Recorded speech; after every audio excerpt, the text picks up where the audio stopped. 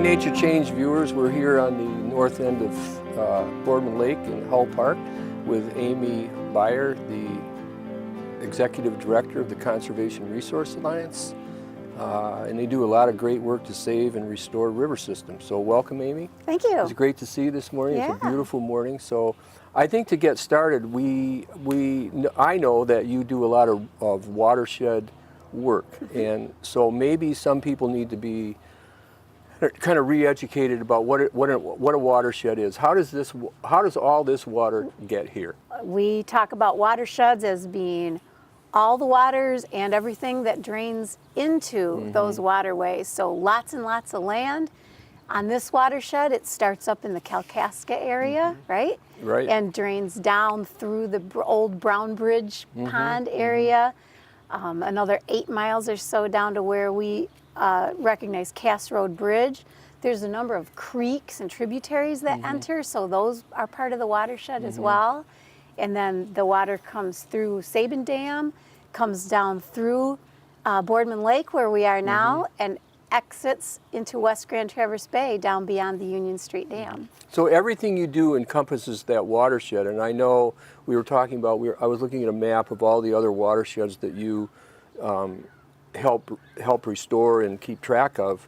There are some beautiful river systems all up and down the northwest coast of Michigan. So how would you describe your main mission? What's your Our mission function? is saving rivers, and that of course does transcend up onto the lands that drain into the rivers. How far up do you go to work on restoration and protection? How far into the woods do you go? And what do you do when you get there?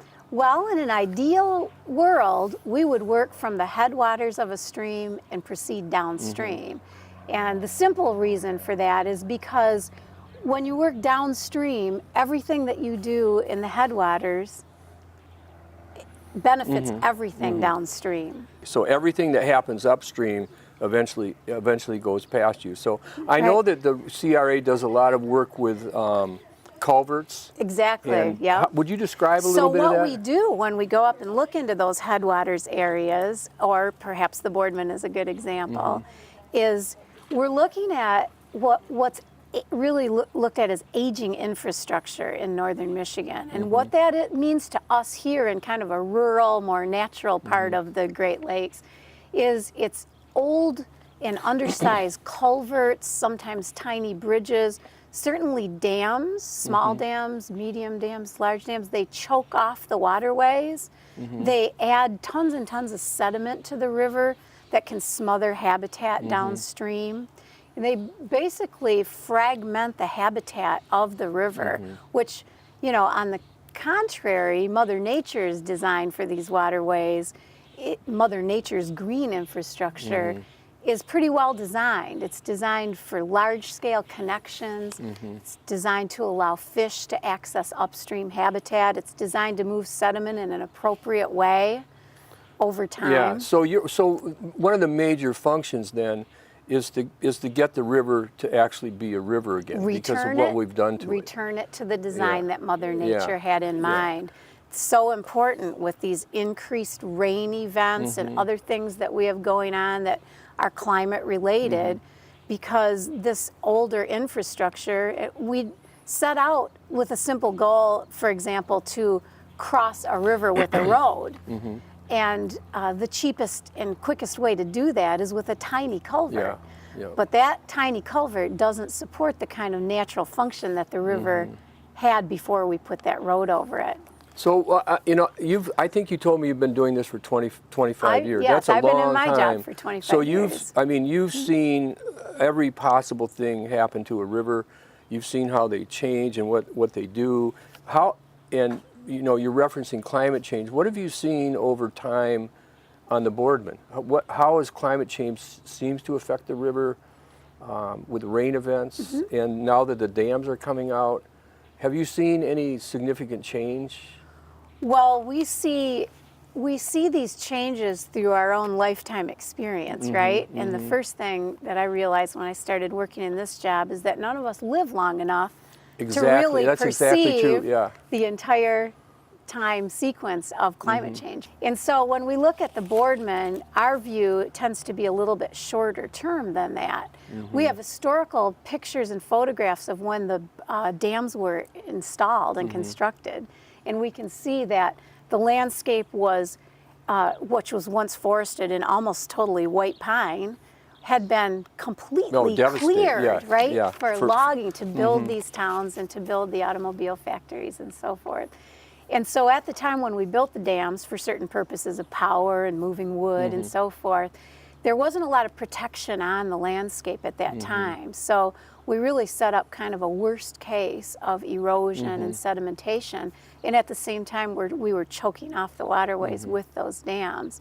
Now spool forward to 2012 when we took the first dam out of the Boardman River, and the changes that we've seen since then, as intended, we start to see sediment moving in a natural sequence again, right? A lot of sediment. A lot of sediment. Well, 200 years worth of sediment backed up in some cases, and at least 100 years behind Brown Bridge Dam. So one of the things the CRA does is educational. They do a lot of educational work with educating people about the river. What's the primary educational point that you would like to get across to people in terms of educating them about the river as a system?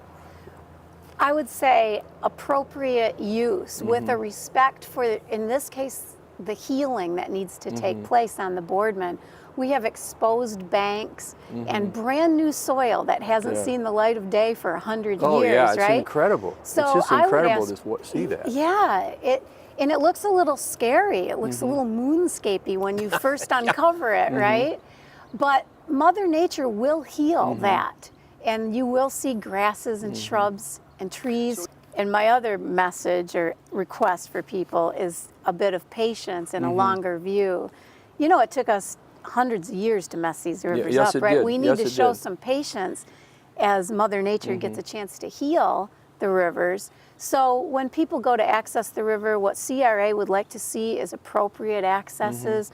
We'd like to ask people to respect the little signs that say, please stay off of an area that's trying to revegetate with native grasses. Please use the accesses the way they're designed. And I think that we need to put some care and some investment into constructing and upgrading appropriate accesses for people so that they can get to the river and deepen their understanding of how it works. One of the things I was going to ask you about culverts is if there's a tiny culvert and you open it up to a larger culvert, then there's a lot of sediment that's backed up. So ultimately, my understanding is that'll just flush out. All that system will start to work again because it's bottled up there, been bottled up for years and years and years. So you described the example of a small culvert, undersized culvert, or one that's at a bad angle or perhaps is failing because it's 50 years old. There are hundreds of them in each of our watersheds. And so one at a time, CRA has been working with communities and road commissions to replace those with more appropriate sized and placed culverts. And when we design those, Mike, we try to imitate the design that Mother Nature had. So the river ideally wouldn't even notice the road crossing anymore, right? Yeah. So take the bridge at Cass Road, right? That bridge has spanned not only the river, but the floodplain as well, has literally no impact on the river at this point. Which is really important because of the way that thing was designed. Correct. Yeah, especially in the mainstreams. We really like to see free span structures in the tributaries, bottomless arch culverts that easily take on not only the summer flows, but also the high flows that come in the spring and the fall. One of the things I'm really concerned about is the end result of all this water that dumps into the Great Lakes. What's the biggest threat that you see in the Alliance? We understand everything we do at CRA on rivers and watersheds nowadays to be specifically designed to increase the resilience of the Great Lakes. So the answer to your question, really, if I can turn it around, is what is the single best thing we can do to protect the Great Lakes and keep them healthy? And the answer is, at least in large part, we can keep our streams healthy. We can restore Mother Nature's design into the stream functions, restore the streams in their channels, restore the floodplains that protect them as the water flows in from the land, remove the barriers like roads, stream crossings, and dams that choke off the waters. Restoring these streams to Mother Nature's design is really the best medicine. Well, I think your organization's just done an amazing job. So Well, thank you, Mike. thank you. We It was appreciate really great that. to talk to you, and We I look promise forward to to keep watching doing you. it for the next 50 years, Thank you right? very much. Thank you. Nature Change viewers, thank you for tuning in today.